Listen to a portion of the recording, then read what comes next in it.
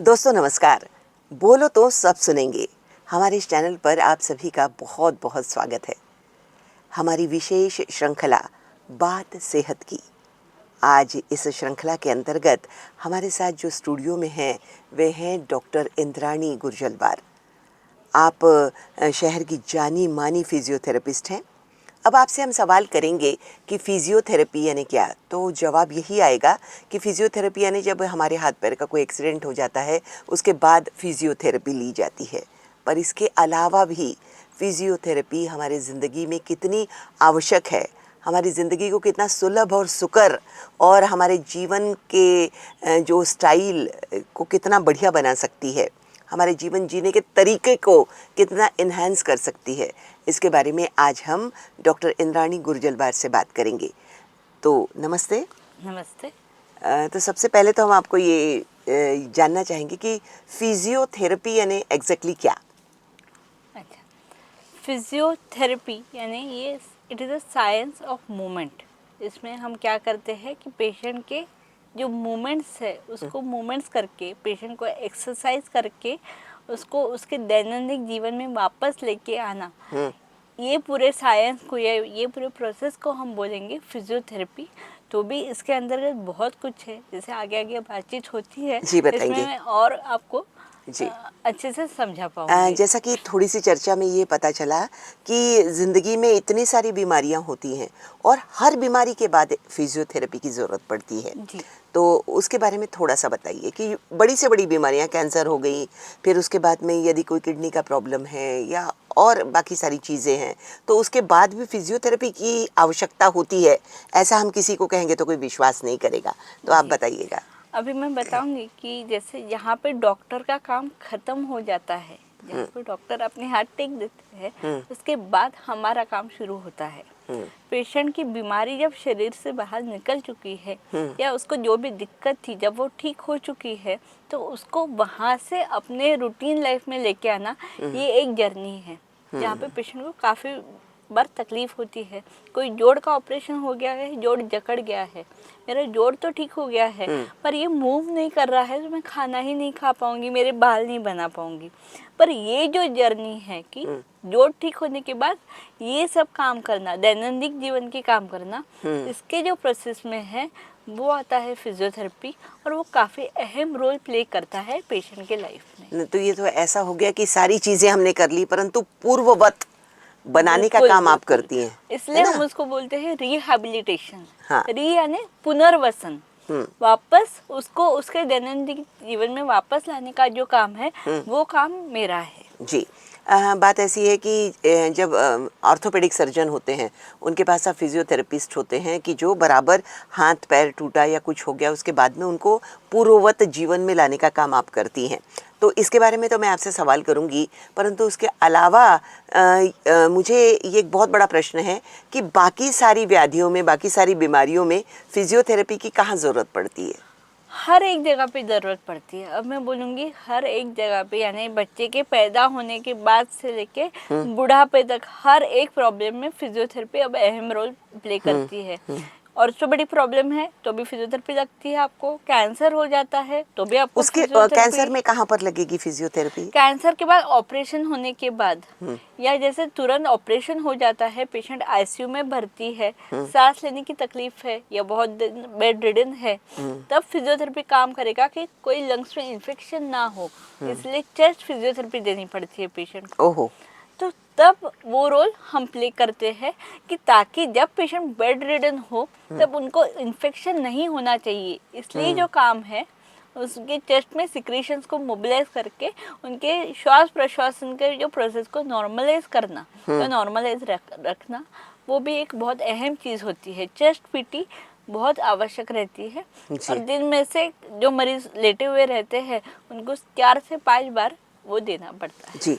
तो अब मुझे याद आया कि जैसे आईसीयू में या आईसीयू के बाहर भी जब पेशेंट आईसीयू से निकलते हैं तो आईसीयू में भी एक फिजियोथेरेपिस्ट जाता है। हाँ। उनकी मूवमेंट्स ठीक करने हाँ। के लिए, उनको चलना बराबर आता नहीं है, किडनी पेशेंट हो या किसी भी, चलना बराबर आता है या नहीं, या उनके हाथ पैर जकड़ गए हैं या कमर से उठा ही नहीं जा रहा, तब फिर आपका रोल अहम होता है। जी बराबर है। हाँ। पेशेंट जब बहुत देर तक लेटा हुआ रहता है, जब कोई भी चीज़ हम यूज़ नहीं कर रहे हैं, कोई दरवाज़ा अगर जब जैसे आप 8 से 10 दिन बंद रख दो और 10वें दिन उसको खोलने जाओ तो भी वो दिक्कत देता है, वो तो दरवाज़ा है, पर ये तो हमारा शरीर है, उसमें जान है।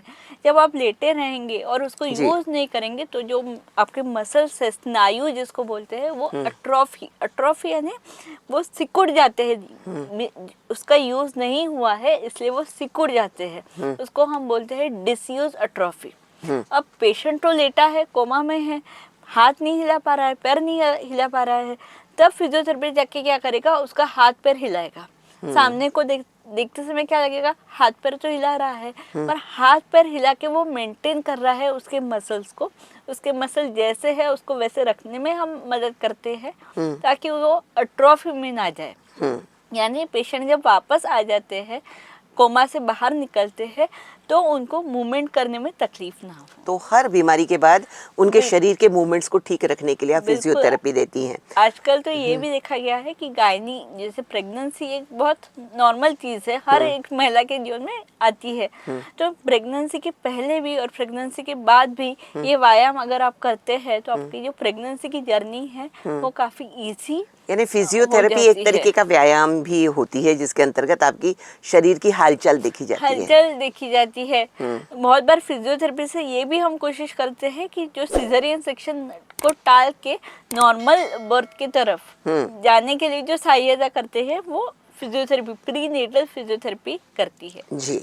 यहाँ पर अभी सवाल ये उठता है कि हम बोलते हैं कि एक्सीडेंट हुआ, ऑपरेशन हुआ, उसके बाद फिजियोथेरेपी शुरू होती है, तो ऑपरेशन के कितने दिनों बाद फिजियोथेरेपी शुरू की जाती है? वो भी डिपेंड करेगा कि आपका ऑपरेशन कौन सा है। पर कई ऑपरेशन में ऐसे भी होता है कि जैसे पेशेंट ओटी के बाहर आते हैं तो विद इन 3 to 4 आवर्स हम तुरंत ही पेशेंट का फिजियोथेरेपी शुरू कर देते हैं। जी।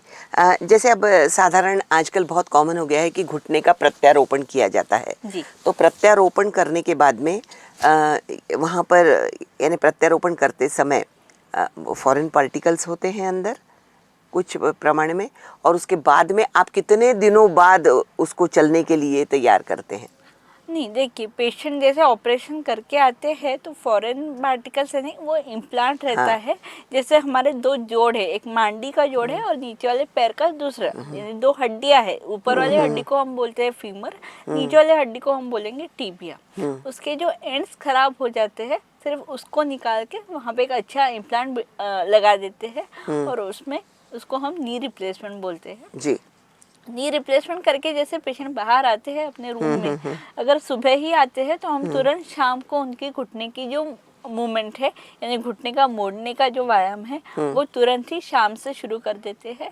और चलने की अगर बात आती है तो विद इन 24 आवर्स पेशेंट का वॉकिंग शुरू हो जाता है। जैसे ही एनेस्थीसिया का इफेक्ट कम होता है, तुरंत ही हम उसको वॉकिंग के लिए ले सकते हैं। डॉक्टर, यहाँ पर एक बार देखा गया है कि कई लोग ऐसे होते हैं कि यदि उनका ऑपरेशन होने के बाद में उनको यानी धीरे धीरे आहिस्ता आहिस्ता बराबर चलने लगते हैं, पर कई लोग ऐसे होते हैं 6-6 महीना बराबर नहीं चल पाते, तो उसके पीछे क्या कारण होता है? पीछे कारण बहुत हो सकते हैं, पर उसमें से जो एक आवश्यक कारण जो मैं ये कर पाऊंगी कि ठीक से फिजियोथेरेपी ना करना, या फिजियोथेरेपी का जो कोर्स है वो ठीक से ना करना, उसके वजह से क्या हो जाता है कि वो जो मसल्स है बॉडी में वो वीक रह जाते हैं। वो वीक रहने के कारण पेशेंट को बाद में चलने में दिक्कत आ सकती है। इसमें मोटापा भी कोई प्रॉब्लम हो सकता है क्या? जी हाँ, क्योंकि मोटापा होने के कारण क्या होता है कि मोटापा यानी बॉडी का जो पूरा भार है वो आपके घुटनों पे आ जाता है, तो वो अगर घुटने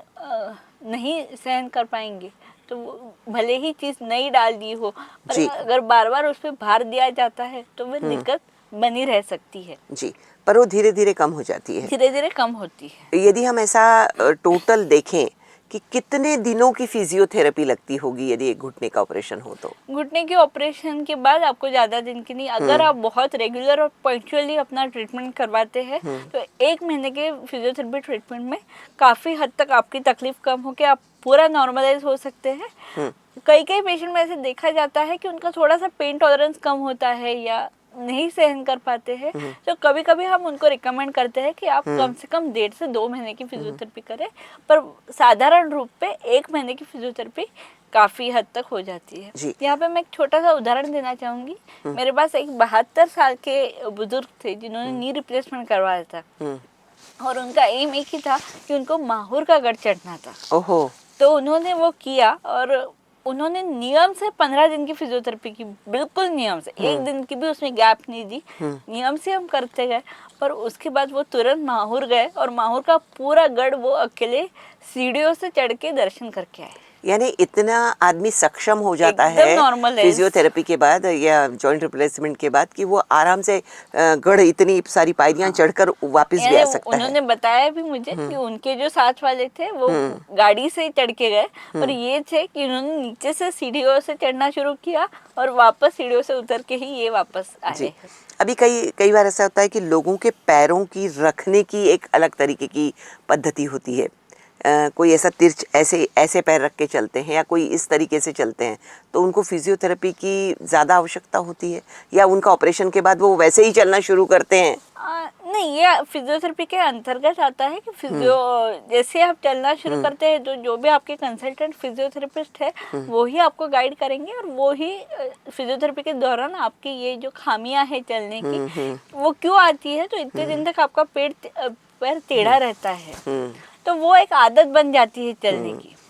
तो ये पूरी मूवमेंट वापस आने को कितना समय लगता है? फिर भी 1.5 से 2 महीने तक तो लग ही जाता होगा। 1 महीना, या व्यक्ति पर डिपेंड है? व्यक्ति पर भी डिपेंड करेगा। जो अच्छे से कर पाते हैं, ठीक से कर पाते हैं, 1 महीना में उनका आ जाता है। पर कभी कभी उनको ज्यादा टाइम भी लग सकता है, तो उनका 1.5-2 महीने में हो जाता है। मैडम, हम कहते हैं कि पूर्ववत, यानी जैसे हम ऑपरेशन के पहले थे या जैसे शुरुआती दिनों में अच्छे थे, जब ऑपरेशन की कोई ज़रूरत ही नहीं थी, अच्छे स्वस्थ थे, तब हमारी जो चलने की यानी हमारी क्रिया है या हम जिस तरीके से चलते थे, तो ऑपरेशन के बाद ठीक बिल्कुल उसी तरह हम चल सकते हैं कि कुछ थोड़ी खामियां उसमें रह जाती हैं? नहीं, बिल्कुल नहीं। आप पूरा नॉर्मल, यानी अगर आप बताते नहीं हैं तो सामने वाले को समझ में भी नहीं आता है कि मेरे घुटने का प्रत्यारोपण हुआ है। इतना नॉर्मल इंसान चल सकता है। यानी वहाँ पे तो आपके सारे जो भी काम है, एक्टिविटीज आपकी जो भी है, सुबह से उठने से लेके रात के सोने तक, वो सारे एक्टिविटीज आप नॉर्मल कर सकते हैं। ड्राइविंग कर सकते हैं, 4 व्हीलर चला सकते हैं, 2 व्हीलर चला सकते हैं, ट्रेकिंग कर सकते हैं। अगर कोई स्विमिंग या स्पोर्ट्स में है तो स्विमिंग, बैडमिंटन ये भी खेल सकते हैं। पर जरूर इसमें आपके फिजियोथेरेपिस्ट का कंसल्टेंट, जो आपके सर्जन है जिन्होंने आपके लिए ऑपरेट किया है, उनका एक मत होना आवश्यक है। मैडम, ये यानी यहाँ पर ये भी बात होती है कि कुछ ऐसी हिदायतें आप उनको देते होगे ना कि ये ना करो या वो ना करो, कुछ उनको बताया जाता होगा अकॉर्डिंग टू देयर कंडीशन?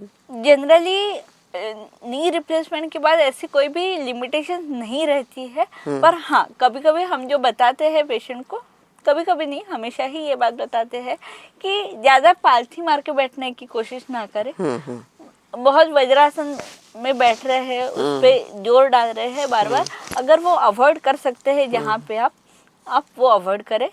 यानी नहीं करना है ऐसे नहीं है, अगर आप चाहो तो आप कर भी सकते हैं, पर अगर आप जितने बार आप अवॉइड कर सकते हैं उसको अवॉइड किया तो बेहतर है। आपने ये बहुत अच्छा उदाहरण दिया कि वो इतने सारी 400-500 सीढ़ियाँ चढ़कर वो वहाँ पर गए, पर ऐसी गतिविधियाँ अलाउड होती हैं कि आपका ऑपरेशन होने के बाद कि इतने साहसिक कार्य कि आपने ट्रैकिंग कर लिया, आप पर्वत चढ़ गए? बिल्कुल। हाँ, पर ये भी तो उम्र पर डिपेंड करता होगा। हाँ, उम्र पर डिपेंड करता है, पेशेंट के खुद के अपने मन की सोच पे भी डिपेंड करता है। मैं बोलूँगी कि पॉजिटिव सोच रखने से कि हाँ मैं कर पाऊंगा या मुझे करना है, इससे भी काफ़ी हद तक हमने देखा है कि पेशेंट कर लेते हैं। हाँ। जैसे कोई एक पेशेंट थे, उनको अपना ड्राइविंग से बहुत ये था कि नहीं मुझे ड्राइविंग करना है। 15 दिन की फिजियोथेरेपी करने के बाद तुरंत उन्होंने ड्राइविंग शुरू कर दिया कि मैडम अगर मैं ड्राइविंग नहीं करूँगा तो मेरे घर के काम रुक जाएंगे। यानी धुन और लगन एक अलग चीज़ होती है। बिल्कुल। और उसमें तुम्हारा सिंसियरिटी कि मुझे वो करना है, उसके लिए मैं सिंसियरली फिजियोथेरेपी करके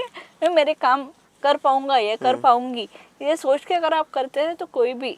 जी, अब ये बताइए कि ये तो सारी चीज़ें आज तक हमने ऑनलाइन, बहुत सारी चीज़ें ऑनलाइन, लोग सामान मंगवाते हैं, ऑनलाइन लोग कपड़े मंगवाते हैं, ऑनलाइन किराना आ जाता है, ऑनलाइन बहुत सारी चीज़ ऑनलाइन सिखा भी देते हैं, पर ऑनलाइन फिजियोथेरेपी ये कब से शुरू हुई और ये क्या है? ये एक नया उभरता हुआ प्लेटफॉर्म है, इसे बोलने को कोई हरकत नहीं है। कब से शुरू हुआ ये? कोरोना के बाद? नहीं, ये शायद उससे पहले भी शुरू होगा, पर कोरोना में इसको लाइमलाइट में आया है। कोरोना में ऐसे हम लोग बोल सकते हैं। इसमें क्या होता है कि पेशेंट को कई बार दिक्कत होती है कि सेंटर तक आने में भी दिक्कत होती है पेशेंट को। कई बार पेशेंट गाँव में रहते हैं, छोटे छोटे, हर रोज फिजियोथेरेपी के लिए बड़े शहरों में आना उनके लिए पॉसिबल नहीं होता है, या बड़े शहरों में रहते हैं तो अंतर इतना बढ़ चुका है आजकल, ट्रैवलिंग टाइम बढ़ चुका है, सबके स्केड्यूल से बिजी हो चुके हैं, तो हमेशा सेंटर पे आना पॉसिबल नहीं है जी। तो वहाँ पे क्या होता है कि आप ऑनलाइन पे आपके थेरेपिस्ट से मिलके, थेरेपिस्ट से 1-to-1 कनेक्ट होके आप वहाँ पे एक्सरसाइज कर सकते हैं। और ये काफी हद तक प्रभावशाली भी है। जी जी जी। ये ठीक है। तो ये ऑनलाइन थेरेपी में उनको समझ जाता है कि आप किस अंग के व्यायाम की बात कर रही हैं और किस तरह की बात कर रही हैं और कितनी बार करवाना चाहिए? हाँ, अभी देखिए बहुत अच्छा सवाल है ये कि क्या होता है कि फिजियोथेरेपिस्ट के पास जब पेशेंट आता है तो पेशेंट की जांच करते समय हमारे कुछ स्पेशल टेस्ट होते हैं, जो टेस्ट करके हम समझते हैं कि पेशेंट को क्या दिक्कत है, उसको क्या उपचार हमने देने चाहिए। तो वो स्पेशल टेस्ट यानी क्या है, हम कोई तो पोजीशन पेशेंट को लेने के लिए बताते हैं कि आप अपना हाथ ऐसे मोड़िए, या ऐसे हाथ रखिए, या ऐसे आपकी कोहनी को हिलाइए। तो ये अलग अलग अंग के लिए अलग अलग स्पेशल टेस्ट बने हुए हैं। तो ऑनलाइन के समय एक बार पूरी हिस्ट्री जब पेशेंट की ले लेते हैं कि उनको क्या तकलीफ है, कब से है, सुबह ज़्यादा होती है, रात में ज़्यादा होती है, क्या इंटेंसिटी है उनके पेन की, उसके बाद जब ये स्पेशल टेस्ट करके हम एक नतीजे पे पहुंच जाते हैं, तब उनका फिजियोथेरेपी प्लान बनाना बहुत इजी है और अच्छे से हम उनको ऑनलाइन पे वो समझा पाते हैं। कभी कभार हमको ये दिक्कत आती है जब हमको लगता है कि नहीं, पेशेंट को हमने पर्सनली फिजिकली जांच करनी चाहिए। वही मैं कह रही हूँ कि बिना पर्सनली फिजिकली जांच किए यदि एक पेशेंट आता है 1 महीना पहले और 1 महीने बाद उसकी क्या कंडीशन है, तो तुम उसको कैसे फिजियोथेरेपी ऑनलाइन दिखा पाएंगे? नहीं, इसलिए मैं बोल रही हूँ कि 95% ऑफ द टाइम हम लोग ऑनलाइन पे वो अच्छे से कर लेते हैं। कभी कभार हमको भी दिक्कत जाती है जब लगता है कि नहीं, पेशेंट को फिजिकल एग्जामिनेशन की बहुत ज़्यादा आवश्यकता है, तब हम पेशेंट को बता देते हैं कि नहीं, आप कहीं जो भी जाके फिजिकली अपना इलाज करवाइए। बट 95% ऑफ द टाइम हम लोग ये बोल सकते हैं पेशेंट को कि नहीं, ऑनलाइन पे उसका ये ट्रैक होता है हमेशा कि कैसा है उसका प्रोग्रेस, कैसा है। रोज हम पेशेंट से मिलते हैं, 45 मिनट्स उसको एक्सरसाइज करवाते हैं, तो उसका इम्प्रूवमेंट हम रोज ट्रैक कर सकते हैं और उसके आगे उसका प्रोग्रेशन करके उसको रिहेबिलिटेट कर। तो ये तरीका प्रभावी होता है? काफी हद तक ये प्रभावी है। आप कितना ऑनलाइन करती हैं? मैंने आज तक देखिए 100 से ज़्यादा पेशेंट देखे हैं और उनका इलाज मैंने ऑनलाइन किया हुआ है। इसमें ना ही नागपुर के तो 1-2 पेशेंट है, पर ज़्यादा मैंने मुंबई, पूना, बेंगलोर, हैदराबाद, उसके बाद दुबई, कनाडा, यहाँ के भी पेशेंट मैंने देखे हैं और काफ़ी हद तक उनको अच्छे खासे वो अपने अपने प्रोफेशन में अभी काम कर रहे हैं, यानी किसी भी तरीके की त्रुटि नहीं आती है उसमें, दिक्कत उनको अभी नहीं है। जी जी जी। ऑनलाइन सेशन के दौरान आप कोई भी मशीन का इस्तेमाल नहीं करेंगे, तो उन्हें फिर मशीन से यदि कोई थेरेपी करवानी हो तो कैसे आराम मिलेगा? देखिए, फिजियोथेरेपी में मशीन और एक्सरसाइज ये 2 उसके घटक है, अहम घटक है। हाँ, बट हमेशा ऐसे माना जाता है, पेशेंट के साइकोलॉजी में रहता है कि मुझे मशीन लगी तो ही मैं ठीक होऊंगा। बट मैं आज उसके ऊपर उल्टा बताती हूँ कि जो मेन आपको ठीक करने वाला है वो हमारे व्यायाम होते हैं, ना ही मशीन तो ऊपरी लगा के दर्द कम करने के लिए एक घटक है, अहम घटक है, पर वो सबसे मेन नहीं है। एक्सरसाइज जो है वो सबसे अहम चीज है। तो अगर एक्सरसाइज आप ठीक से कर रहे हैं, हर एक मसल की मूवमेंट आप ठीक से कर रहे हैं, उसके अंदर ताकत जो है वो बराबर सही से आपके पास है, तो आपकी दिक्कत कम होनी है। और यही हम ऑनलाइन पे करवाते हैं कि हर एक एक्सरसाइज फिजियोथेरेपिस्ट आपको देख के आपसे करवा के देता है। पैसा भी बच जाता है, आपका समय भी बच जाता है। बिल्कुल बिल्कुल। यानी कैसे है कि आपका ट्रैवलिंग टाइम बच जाता है, घर के कंफर्ट जोन से आप व्यायाम कर सकते हैं। जी जी। कहीं पे भी आपका कॉस्ट रिडक्शन हो जाता है और किसी भी समय जब आप चाहो, यानी दिन में से जैसे मुझे सुबह समय नहीं है तो मैं शाम का शेड्यूल करवा सकती हूँ, शाम को नहीं है तो मैं सुबह करवा सकती हूँ। वैसे वो हमको सेंटर पे वो सुविधा नहीं मिलती है, सेंटर जब खुला रहता है तभी हमको जाना पड़ता है, पर ऑनलाइन की में ये समस्या नहीं आती है। जी मैडम, मैं एक सवाल ये करना चाह रही थी कि कई समस्याएं बहुत जन्मजात होती हैं। जैसे छोटे बच्चे होते हैं तो पैर थोड़े तिरछे होते हैं, या उनके छोटे पाउल जिनको बोलते हैं वो बराबर नहीं वो रख पाते हैं, या हाथ पैर की कोई समस्याएं होती हैं। तो इनका इलाज ऑर्थोपेडिक सर्जन तो करते ही हैं, पर उसके बाद में फिजियोथेरेपी इसमें क्या मदद करती है? बिल्कुल मदद करती है। इसमें उसको पीडियाट्रिक फिजियोथेरेपिस्ट बोलते हैं जी। जो छोटे बच्चों का फिजियोथेरेपी करके। तो आपने जो किया है उसमें पेडियाट्रिक फिजियोथेरेपी एंड एल्डर लोगों की भी शुमार होती है जी कि नहीं, वो अलग होते हैं? नहीं, मैं खुद ऑर्थोपेडिक फिजियोथेरेपिस्ट हूँ, यानी मैं ऑर्थो के जो केसेस है उसमें मेरा स्पेशलाइजेशन हुआ है। और पीडियाट्रिक फिजियोथेरेपिस्ट ये अलग ब्रांच है, उसमें भी उनके काफ़ी सारे नए नए तरीके रहते हैं जिससे वो इन बच्चों की सहायता करते हैं और काफ़ी हद तक इन बच्चों को भी आराम मिलता है। जी।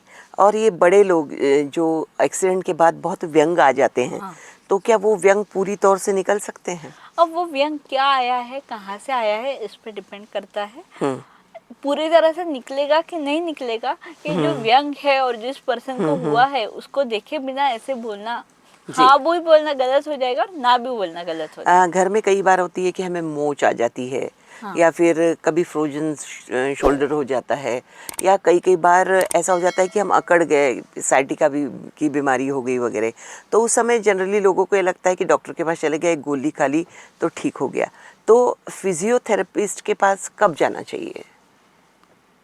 देखिए कि गोली खाने से आपको जो सिम्टम्स है आपको जो दर्द है ये वो निकल जाएगा, पर फिजियोथेरेपिस्ट के पास जाने की आवश्यकता ये है कि ये जो तकलीफ है वो जड़ से निकालने के लिए, और ये तकलीफ कभी बाद में वापस ना आए, इसके लिए आपको फिजियोथेरेपिस्ट के पास जाने की आवश्यकता है। जी। डेफिनेटली आप जो डॉक्टर के पास जा रहे हैं उनके भी कंसल्टेशन में या उनसे सलाह मशवरा करना कि फिजियोथेरेपी करना सही रहेगा या नहीं रहेगा, ये भी वहाँ पे उनका ओपिनियन एक बहुत आवश्यक रहता है। मैडम, फिजियोथेरेपी में केवल मूवमेंट्स के उसके साथ और कुछ दवाइयाँ या जेल या मसाज कौन कौन सी चीज़ें की जाती हैं? नहीं, दवाइयाँ हमारे यहाँ नहीं होती है, हमारे यहाँ रहता है एक्सरसाइज। एक्सरसाइज के साथ साथ मशीनरी भी लगती है कि किसी को दर्द है, वो मसल जकड़ गई है तो उसको खुला करने के लिए मशीन लगा दी, कोई नस दब गई है तो वो नस के रूट पे एक मशीन लगा दी, तो उससे वो काफ़ी हद तक आराम मिलता है। किसी पेशेंट का घुटना नहीं मुड़ रहा है तो उसको घुटना मोड़ने वाली मशीन लगा दी। ये ऐसे ऐसे उपकरण भी रहते हैं, एक्सरसाइज के इक्विपमेंट भी रहते हैं, इलेक्ट्रिकल मशीन्स भी रहती है, प्लस हमारे मायोफेशियल रिलीज ऐसे नाम के एक टेक्निक्स रहते हैं जो हम यूज़ करके पेशेंट को रिलीफ देने में मदद करते हैं। मैडम, आजकल मसाज थेरेपिस्ट या फिर ट्रेनर्स होते हैं, तो इनके द्वारा, या फिर कई लोग कहीं दूसरी जगह जाकर करने के बाद में फिर आपके पास आते होंगे, तो वो केस, ऐसी बिगड़ी हुई केसेस भी आती हैं आपके पास? नहीं, बिगड़ी हुई केस ये नहीं बोलूँगी मैं, पर जैसे हर एक इंसान की अपनी अपनी स्पेशलिटी रहती है। तो जैसे अगर कोई नया आपका ऑपरेशन हुआ है और उस दौरान आपकी मसल एकदम कड़क हो गई है, ये हो गई है, जकड़ गई है, जैसे मान लो घुटने का ही ऑपरेशन का मैं एग्जांपल दूंगी वापस, वो करते समय बहुत बार पेशेंट को एक टॉर्नी के बांधा जाता है ऑपरेशन के समय, वो सर्जन लोग ही बांधते हैं, ऑपरेशन करने की एक प्रक्रिया है उसमें, तो वहाँ पे क्या हो जाता है, वो मसल काफ़ी हद तक जकड़ जाती है जी। और वो ऑपरेशन होने के बाद अगर आप बोलेंगे कि तुरंत हम मसाज करवाते हैं या तुरंत जिम ट्रेनर के पास जाते हैं और उसने अगर कोई गलत मूवमेंट कर दी तो उससे क्या होता है, वो जो मसल है वो डैमेज हो सकती है या फट सकती है, जिससे पेशेंट की दिक्कत और बढ़ सकती है। जी जी। इसलिए क्या होता है कि हर एक इसका स्टेप वाइज ये होना चाहिए, स्टेप वाइज मूवमेंट्स होने चाहिए, फॉलो करना चाहिए, स्टेप वाइज प्रक्रिया को फॉलो करना चाहिए। तो फिजियोथेरेपिस्ट वहाँ पे क्या करेगा, क्योंकि जब आपकी मसल जकड़ गई है तो पहले उसको MFR, हम मायोफेशियल रिलीज, यानी एक रिलीज देके हर एक मसल के फाइबर को आपके हल्का करके फिर धीरे धीरे जैसे वो हल्का होता है तो उसके बाद उसको धीरे धीरे मूवमेंट देके फिर उसके बाद जो ताकत है उसको मेंटेन करके ये प्रक्रिया से आपको नॉर्मल इसमें लेके आएंगे। और एक बार आपका ये मसल नॉर्मल हो गया कि फिर उसमें ताकत बढ़ाने वाले व्यायाम ऐड करेंगे जी। तो ऐसे स्टेप वाइज हम आगे बढ़ेंगे जिससे आपके मसल को बिना कोई हार्म किए हम पूर्ववत स्थिति में ला पाएंगे जी। तो ये छोटे बच्चों से लगाकर बुजुर्गों तक तो सभी को आप फिजियो देती हैं। तो उस समय यानी उस सब को उनकी उम्र के अनुसार आपका यानी क्या देना चाहिए और क्या नहीं देना चाहिए निश्चित करते हैं आप। बहुत बार रहता है कि कोई हार्ट पेशेंट है तो उसको वो उतना एक्सरसाइज विगरस लेवल का एक्सरसाइज वो टॉलरेट नहीं कर पाएगा। तो जो लेवल का एक्सरसाइज वो टॉलरेट कर पाएंगे उसका जो प्रोग्राम है वो उसके हिसाब से बनता है। यानी अगर मैं कोई प्रोग्राम आपके लिए बना रही हूँ तो सेम प्रोग्राम मैं आपके समवयस्क औरत को नहीं दे पाऊंगी क्योंकि उसकी हालत और आपकी हालत, आपका स्टैमिना उनका स्टैमिना, ये दो चीज़ों में भी अंतर होता है जी। ये बहुत इंटरेस्टिंग बात आपने की कि आप हर व्यक्ति की फिजियोथेरेपी प्लान करती हैं जी जी। तो वो कैसे प्लान करती हैं, क्या क्या देखकर प्लान करना पड़ता है? इसलिए हमारे पास जब पेशेंट आते हैं तो बहुत पेशेंट को ये डाउट होता है कि हमको डॉक्टर ने लिख के दिया है हमारे इसमें तो भी आप कंसल्टेशन क्या लेंगी। तो इसमें यही रहता है कि हम लोग वो पेशेंट को कंसल्टेशन करके कि वो पेशेंट को क्या तकलीफ है, क्या लेवल की उनको तकलीफ है, उनका जो पेन है वो किस लेवल का है, उनको पहले कोई बीमारियाँ थी या कोई ऑपरेशन उनका हुआ है, ये पूरा जान के फिर उनकी पूरी जांच करते हैं और फिर उनको जो पेन है उसके हिसाब से उनको मशीन लगाना। मान लीजिए आपका कंधा जकड़ चुका है तो वो जकड़ने में भी फर्क रहता है कि किसी का पूरा ही जकड़ जाता है कि हाथ इतना भी उठाना कठिन रहता है और किसी का इतना उठ रहा है और यहाँ पे दर्द दे रहा है। तो उनका व्यायाम और इनका व्यायाम इसमें फर्क रहेगा। तो हर एक पेशेंट का जब कंसल्टेशन होता है इवैल्यूएट उसको करते हैं और वो इवैल्यूएशन के रिपोर्ट पे उनका एक्सरसाइज प्रोटोकॉल बनता है जी। तो आप जो कुछ भी करती हैं उससे कई बार ऐसा होता होगा कि इतनी जकड़न है कि वो एक्सरसाइज से नहीं निकलता है। तो उन्हें सब्स्टिट्यूट और कुछ किया जाता है?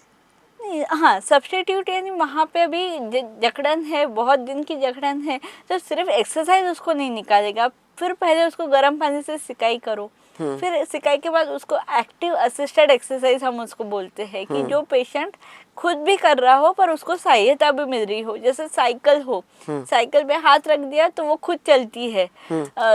पुली हम बोलते हैं कि उसने हाथ रखना है, ऊपर व्हील्स लगे हुए हैं तो वो ऊपर नीचे खींचते हैं तो हाथों की मूवमेंट होती है। इससे उसकी जकड़न पहले कम करते हैं। पहले सिकाई करेंगे फिर एक्टिव असिस्टेड के साथ उसकी जकड़न और थोड़ी सी कम करेंगे।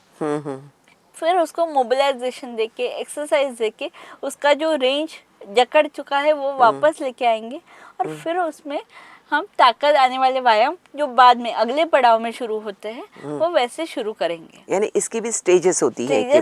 बिल्कुल स्टेजेस रहती है। जब पेशेंट का दर्द बहुत रहता है तो पहला हमारा एम रहता है कि हम वो दर्द को कम करें क्योंकि दर्द में अगर मैं आपको व्यायाम करवाऊंगी तो दूसरे दिन से आप मेरे पास आएंगी ही नहीं शायद। जी।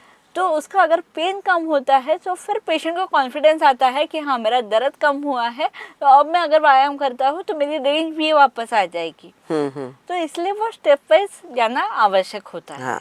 तो हर जो व्यक्ति यानी आपके हॉस्पिटल में आता है या उसके हाथ पैर किसी भी तरीके का फ्रैक्चर हो तो उसके बाद उसको फिजियोथेरेपी करने की ज़रूरत होती ही होती है?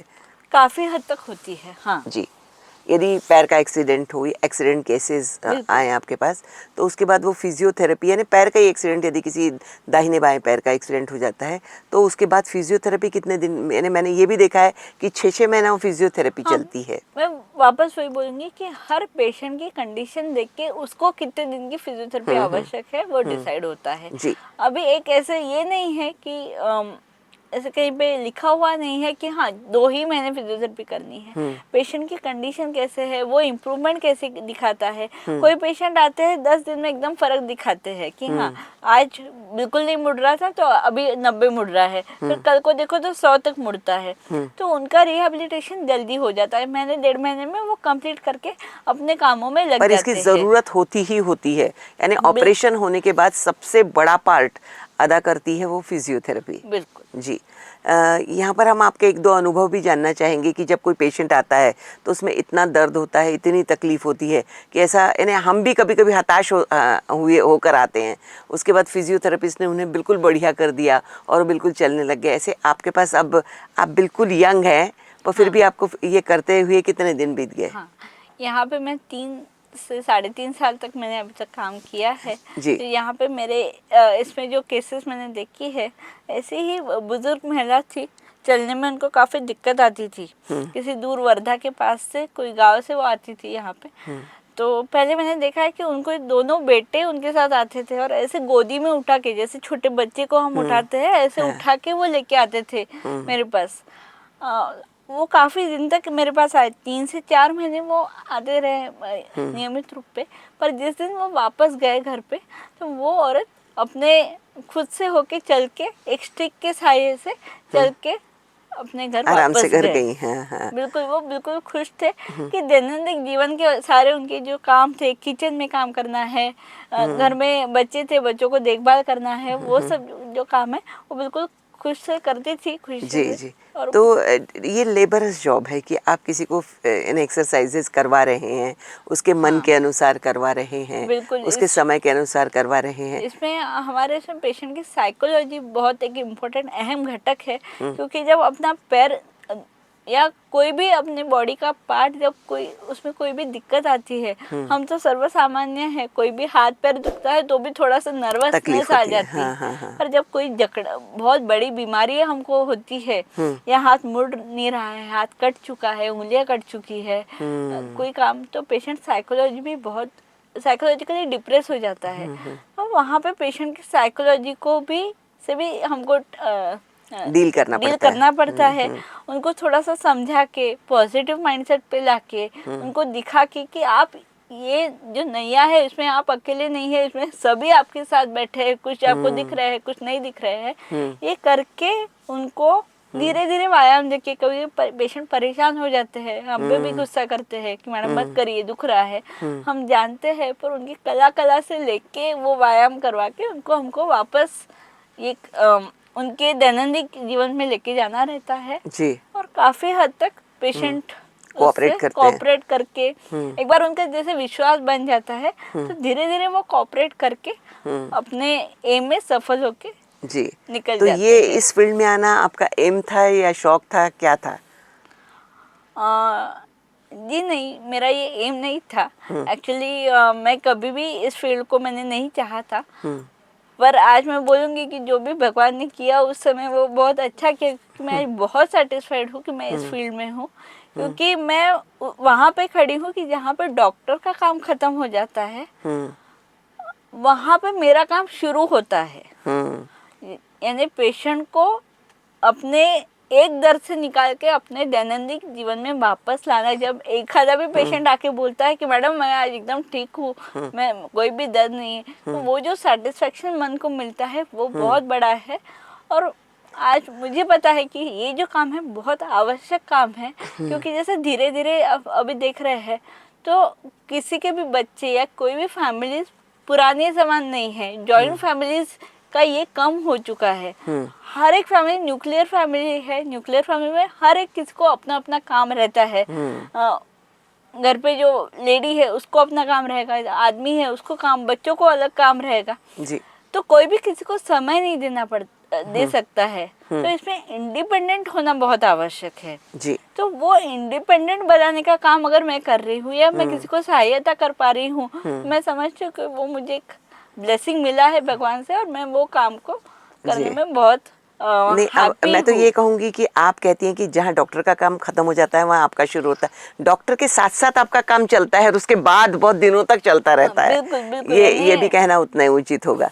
तो इस क्षेत्र में आप आई तो ये बाय लक आप लोगों के ब्लेसिंग्स ले लेती हैं, ऐसा आपका कहना था। हाँ। जी। अब इसके आगे आप क्या करना चाहती हैं? नहीं, मैं इसी क्षेत्र में काम करते रहना चाहती हूँ और जहाँ तक जिस हद तक मैं कर सकती हूँ, मैं समाज के प्रति मेरी जो कर्तव्य है मैं करते रहूँगी। और हर एक पेशेंट को अपने पेन फ्री देखना चाहती हूँ, अपने लाइफ में हैप्पी देखना चाहती हूँ। जी जी और जी। उसके प्रति मैं जो भी कार्य मेरे तरफ से कर सकती हूँ वो मैं करते रहूँगी। नहीं, इसमें बात और एक होती है कि कई लोग बहुत लेथार्जिक होते हैं कि जो कि एक दिन करेंगे फिर दूसरे दिन नहीं करेंगे फिर तीसरे दिन, खासकर महिलाओं के साथ अपने जीवन में इतनी गुंतागुंत रहती है कि और इतनी मसरूफ़ रहती हैं कि निकल के आना नहीं होता और करना नहीं होता। तो ऐसे भी बहुत सारे पेशेंट्स का आपसे ताल्लुक़ आता होगा। हाँ बिल्कुल है कि पेशेंट्स कभी कभी लिथार्जिक नहीं बोल सकते, अपने को दिखता है कि वो लिथार्जिक है, पर बहुत बार उनके पेन के कारण से वो समस्या भी होती है मायूस हो जाते हैं, डिप्रेस हो जाते हैं। हाँ, और कई हद तक कोई रहता भी है कि लिथार्जिक की नहीं करना है ना हो जाएगा, पर ऐसे वक्त पे उनको थोड़ा सा कभी हमको सख्त भी होना पड़ता है, थोड़ा सा डांट के गुस्सा करके। तो क्या ये साइकोलॉजी आपको सिखाई जाती है आपके कोर्सेज हाँ, में? हमको साइकोलॉजी सिखाई जाती है, पर जैसे बोलते हैं कि हर एक चीज़ सिखाई नहीं जा सकती। जैसे तुम जब खाना बनाना सीखते हो या जब तुम खुद से करते हो तब तुमको अंदाजा आता है कि हाँ नमक कब ज़्यादा डालना है, कब कम डालना है, कब तीखा बनाना है, कब मीठा शक्कर ज़्यादा डालनी है। तो वैसे ही अनुभव के साथ साथ आता है। कभी कभी वो जानबूझ के नहीं मन होता है, पर पेशेंट को डांटना पड़ता है, उनको सख्ती करनी पड़ती कि नहीं आपको इतना करना ही है, उसके बिना घर नहीं जाना है। कभी कभी पेशेंट खुद मायूस रहता है, पर्सनल लाइफ में इश्यूज रहते हैं, जब वो समझते तब थोड़ा सा प्यार से कि जो घर पे प्यार नहीं मिल रहा है वो यहाँ पे देके उनसे करवा लेना पड़ता है। तो अनुभव इंसान को तो इसके लिए आपको है। लाइफ हिस्ट्री मिलती है उनकी पूरी? वो ही रहता है कि फिजियोथेरेपी एक ऐसा फील्ड है कि यहाँ पे पेशेंट हमारे साथ घंटों तक कनेक्टेड रहता है। एक्सरसाइज जो है पेशेंट का 1-1, 1.5, 2-2 घंटे हमारे साथ चलते हैं। तब वो 2 घंटों में आप क्या करती हैं? हाँ, पेशेंट से जब हम बात करते हैं, पेशेंट खुद से होके कुछ बातें बताते हैं, तो वो एक पेशेंट से पर्सनल कनेक्ट हो जाता है जी। तब उनके लाइफ में क्या शुरू है ये खुद से वो कभी बोल देते हैं। तो ऐसे पेशेंट्स के जाने के बाद कभी आपको फ़ोन करते हैं अपने शेयरिंग के लिए? बिल्कुल, यानी ऐसे भी पेशेंट है मेरे, मुझे आज भी याद है, मैं जब मेरा मास्टर्स करके वापस आई थी नागपुर में, तब मैं जॉब के लिए देख रही थी, तब मुझे एक होम विजिट मिला था। वो आंटी का टोटल नी रिप्लेसमेंट हुआ था। मैंने उनको 2 से ढाई महीने तक इलाज किया और काफ़ी एकदम अच्छे हो गए, नॉर्मल वॉक करते थे, ऊपर दूसरे मंजिल पर रहते थे, नीचे उतर के आना, चढ़ के जाना सब करते थे। एक दिन रात को 11:30 बजे उनकी बेटी का फ़ोन आया। कहती है कि मैडम आप जगे हो कि सो गए हो? तो मैंने बोला नहीं, बोलिए आंटी मैं जगी हूँ। तो बोले मैडम आपको एक ही सवाल पूछना था कि आपकी शादी हो गई? तो मैंने बोला नहीं नहीं अभी तक तो शादी नहीं हुई है। तो बोले देखिए मैं अपनी बेट जीत गई। तो मैंने कैसी बेट? तो लेकिन नहीं, मम्मी बोली कि वो शादी करके दूसरे शहर में बस गई होगी। पर मैंने बोला कि नहीं, अगर शादी की रहती तो हमको बुलाया रहता। अच्छा। तो यानी इतने फैमिलियर रिलेशन बन जाते हैं। कई पेशेंट मुझे ऐसे बोल के रखा है कि अगर शादी करोगे तो न्योता आना चाहिए, नहीं तो देखिए ऐसे इतने घरेलू संबंध बन जाते हैं पेशेंट से कि याद भी आती है, कई दफा फोन भी करते हैं। तो पेशेंट से आत्मीयता बनाना ये सबसे बड़ी कसौटी रहती होगी।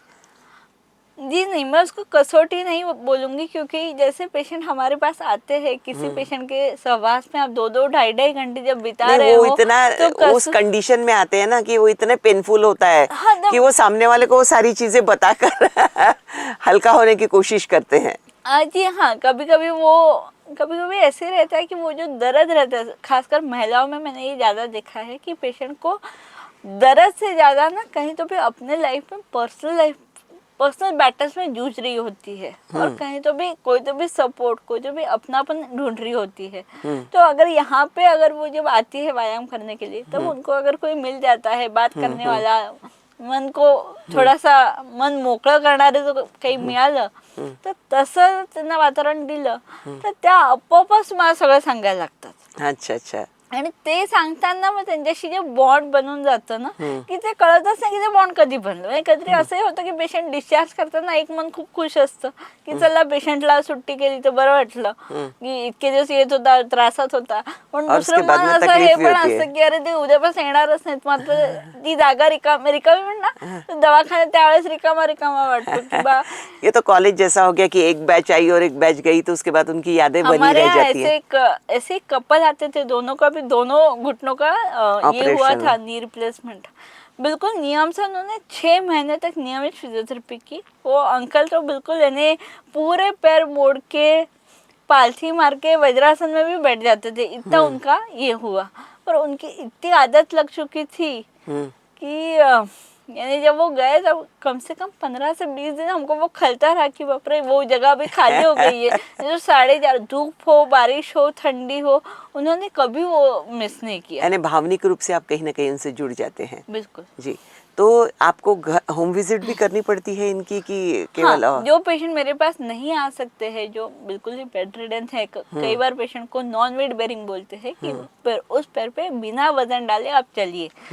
तो ऐसे जब पेशेंट रहते हैं तब इन पेशेंट्स के लिए मुझे उनके घर जाना पड़ता है। कई बार पेशेंट बहुत एजेड रहते हैं, जी, नहीं उतार पाते हैं, या कई बार लाने वाला कोई नहीं रहता है, तो हाँ ऐसे पेशेंट्स के लिए हम लोग होम विजिट करते हैं। जी, तो उनके घर जाकर उनको बिल्कुल, ट्रीट करते हैं।